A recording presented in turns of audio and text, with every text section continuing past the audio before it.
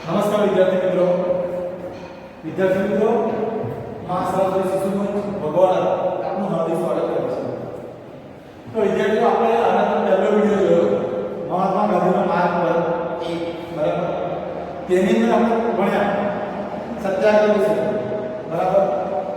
તો એની અંદર બાપુ વિશે ભણ્યા, ગાંધીજી વિશે માહિતી લીધી, જેની અંદર પછી એમનું નામ મોહનદાસ કરમચંદ ગાંધી, એમનો જન્મ બરાબર, એનો સ્મારક ક્યાં છે તે જો, કયા પુસ્તકો લખ્યા છે તેના વિશે પણ આપણે ચર્ચા કરી હતી.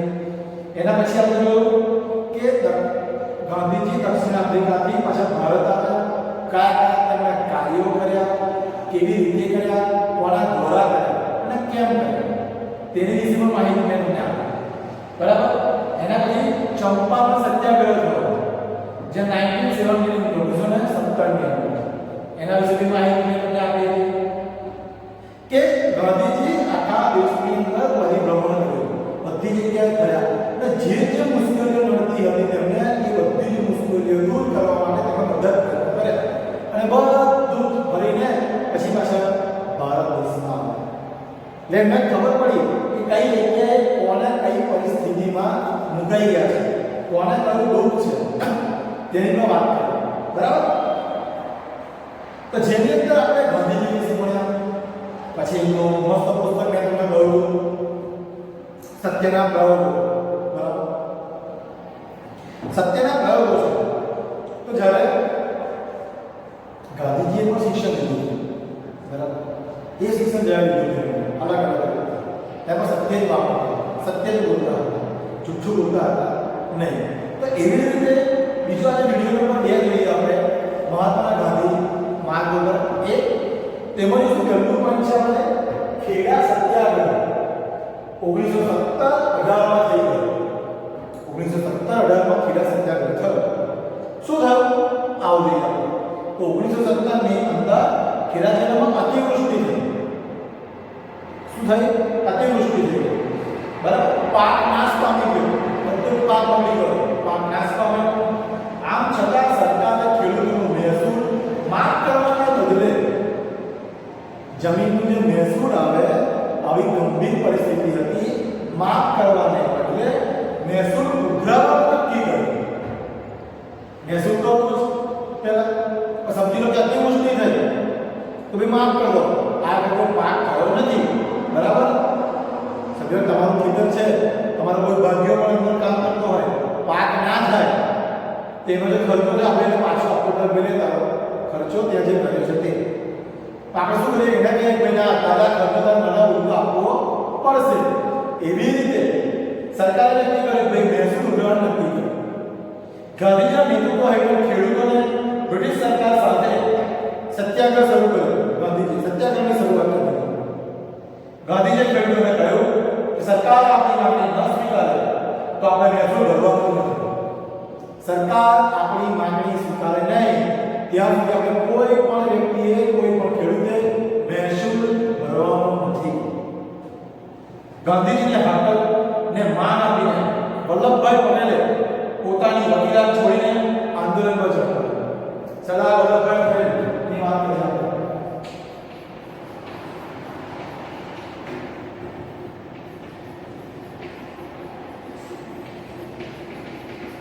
સરદાર વલ્લભભાઈ પટેલ બરાબર, જે પોતાની વકીલાત બરાબર, કોણ હતા વકીલ હતા, તો પોતાની વકીલાત છોડી દીધી અને પાછા અને આંદોલનની અંદર ભાગ લીધો.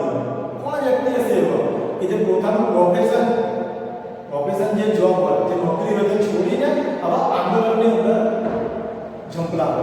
કોઈ ના હોય. સરદાર વલ્લભભાઈ પટેલ જેવા કદાચ કોઈ વ્યક્તિ હોય. બીજું કે ગાંધીજીએ કમિશનરને પત્ર લખ્યો. ગાંધીજીએ પણ પત્ર કમિશનરને પત્ર લખ્યો અને જણાવ્યું કે જો નબળી સ્થિતિવાળા ખેડૂતોનો મહેસૂલ માફ થશે, જો નબળી સ્થિતિવાળા ખેડૂતોનો મહેસૂલ માફ થશે તો સારી સ્થિતિવાળા ભરી દેશે. તો જે સારી સ્થિતિ છે તે લોકો ભરી દેશે. ટૂંકમાં જ્યાં પાક થયો હોય સારો તે લોકો મહેસૂલ ભરશે, જે જગ્યાએ પાક નથી થયો તે મહેસૂલ ભરશે નહીં.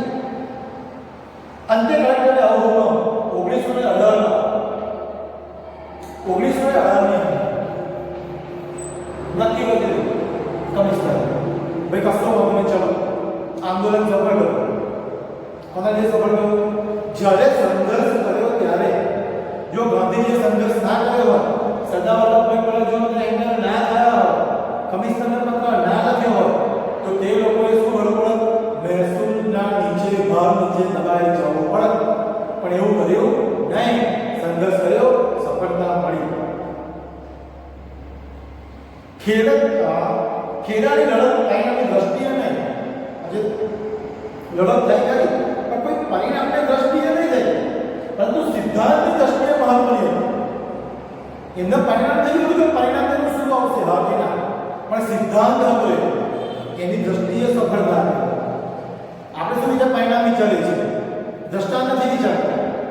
એમને પરિણામ થઈ ગયું, રિઝલ્ટ થઈ ગયું, નથી જતું. માત્ર સિદ્ધાંતને પકડી રાખવો છે. કેવો સિદ્ધાંત? કે દુકાળ પડ્યો છે, અતિવૃષ્ટિ થઈ છે, પાક નિષ્ફળ ગયો છે, તો તેમનું મહેસૂલ તમે માફ કરો. અને મહેસૂલ માફ ના કર્યો માટે તેમને આ પગલાં ભરવા. ખેડૂતોમાં જાગૃતિ આવે. સરકાર તમને લડતો દૂર થઈ, સરકાર તમને ડર હતો તો બધી શું થઈ ગઈ? દૂર થઈ.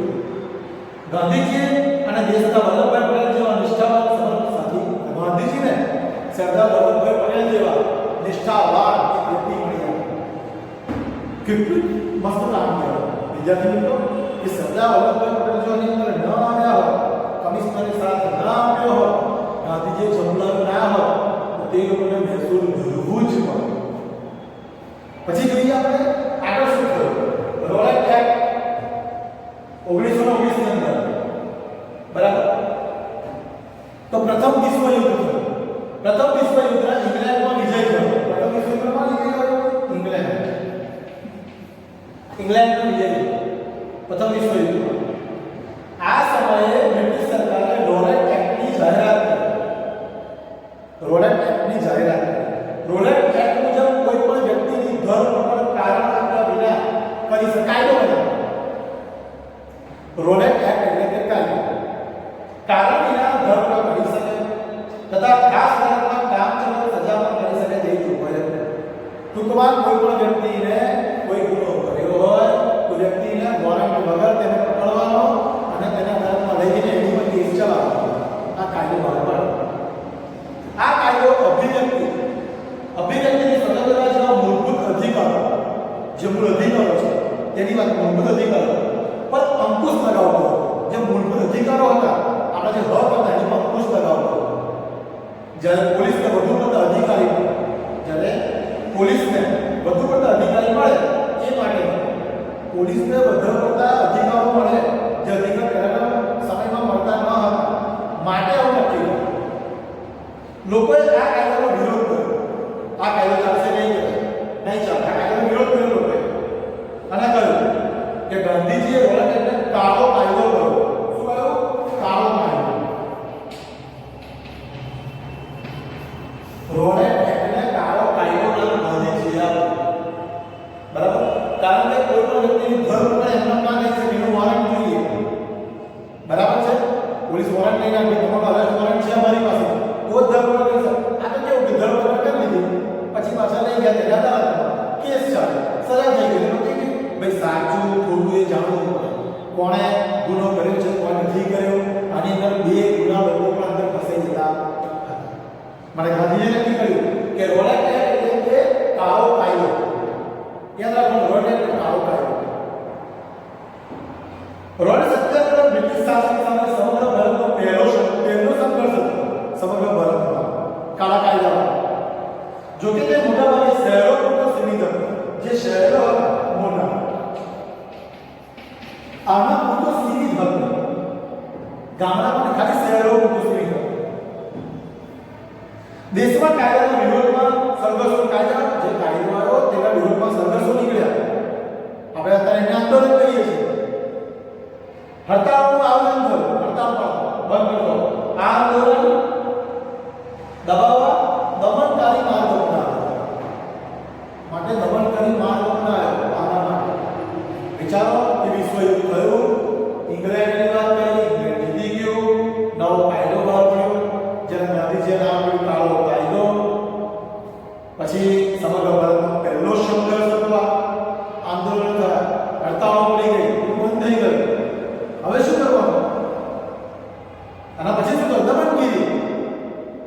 મારજુ આ તે કરીને ટોપીને છોડ્યા પાડવા.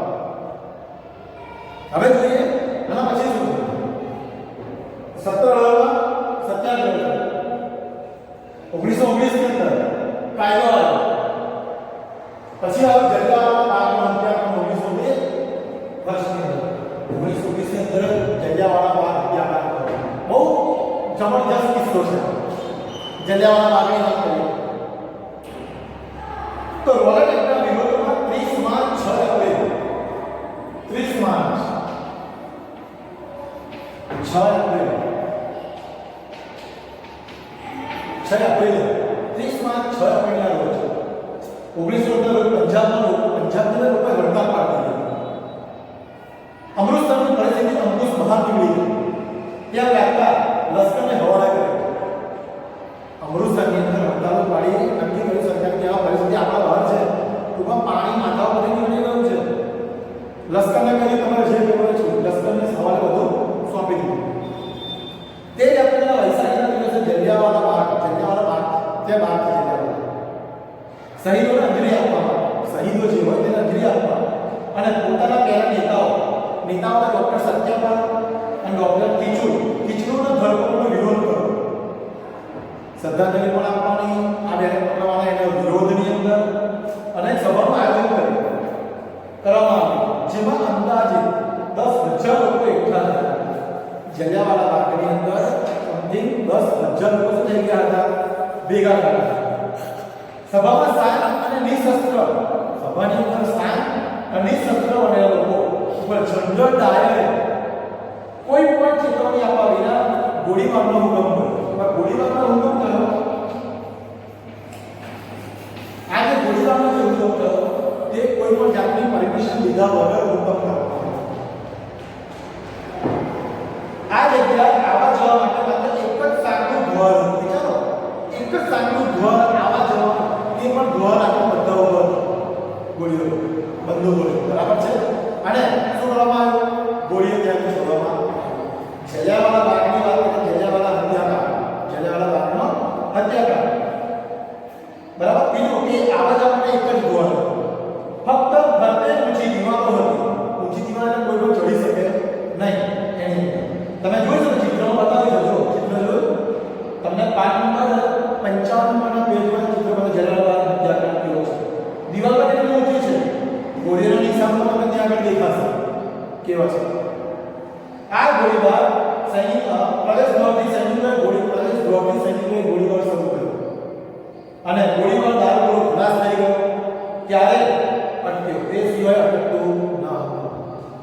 વિચારો, એ સમયે આંકડા મુજબ 379 લોકો મૃત્યુ પામ્યા અને 1200 જણ ઘાયલ થયા. 379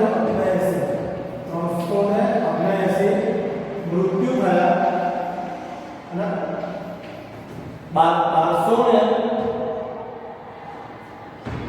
1200 લોકો ઘાયલ થયા.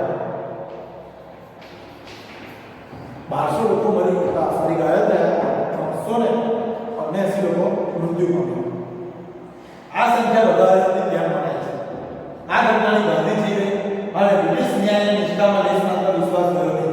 ગાંધીજીના કોઈ પણ વાતમાં વિશ્વાસ કર્યો નહીં કે જો આવું થયું તો આપણી જોડે શું ન થઈ શકે.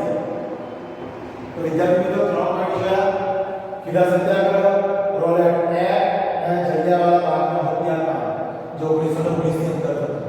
બરાબર. ખીરા સત્યાગ્રહની અંદર અતિવૃષ્ટિ થઈ. અતિવૃષ્ટિ થવાના કારણે શું થયું?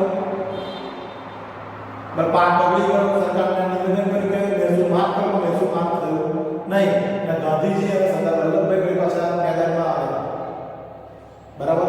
ત્યારે આનો નિર્ણય આવ્યો. પછી જોયું રોલેટ એક્ટ કાયદો બનાવ્યો. ગાંધીજીએ કાળો કાયદો લાવવાનો. પ્રથમ વિશ્વયુદ્ધ ઇંગ્લેન્ડ જીતી ગયો અને કાળા કાયદાની શરૂઆત થઈ. કાળા કાયદાનો વિરોધ સરઘસો નીકળ્યા, જુલુસ નીકળ્યા. બરાબર. આંદોલનો થયા. છેલ્લું જોયું જલિયાવાલા બાગ. બરાબર. જે લોકો શ્રદ્ધાંજલિ આપવા ગયા, જેમ કે ડોક્ટર સત્યપાલ અને ડોક્ટર કિચલુની ધર્મપીઠનો વિરોધ કરવા એક સભાનું આયોજન કરવામાં આવ્યું. એ સભાની અંદર બ્રિટિશ સરકારે એક જ નાનકડું દ્વાર ત્યાં સૈનિકોને ઉભા કરી દીધા, ગોળીબારનો હુકમ આપ્યો અને ગોળીબારના હુકમને લીધે 379 લોકો મૃત્યુ થયું અને 1200 લોકો ઘાયલ થયા. ક્યાં સુધી આવું સરળ બ્રિટિશ સરકારને ખબર પડી કે ગાંધીજીને ખબર પડી કે સરકાર હવે આપણે સાંભળશે નહીં. તો વિદ્યાર્થી મિત્રો આજે આપણે પોઈન્ટનું શિક્ષણ જોયું બરાબર. પછી આ પિરિયડમાં આમાં જે અધૂરું જે છે તે પણ આપણે હવે પછી જોઈશું બરાબર છે. તો આની અંદર થોડું બાકી કે રોડા સત્યાગ્રહ દરમિયાન લોકોએ હિન્દુ મુસ્લિમ એકતાને મજબૂત કરવાનો પ્રયાસ કર્યો. રોડે એક કાયદા બનાવવો જોઈએ. ગાંધીજી ઈચ્છતા હતા કે હિન્દુ અને મુસલમાન કોઈ પણ ન્યાયનો ઉદ્દેશ એકબીજાને સમર્થન આપે. તો હિન્દુને મુસ્લિમને ભેગા થાવ, ભારત દેશને આપણે આઝાદ કરાવવાનો છે, તો એની અંદર તમે ઝંપલાવો. આ સમર્થન કોણ હતું? આપણા ગાંધીબાપુ. તો અહીંયા આપણે કેવી રીતે પછી આપણે બાકી જે પોઈન્ટ છે પછી આપણે ભણીશું ખિલાફત આંદોલન, અસહકારનું આંદોલન.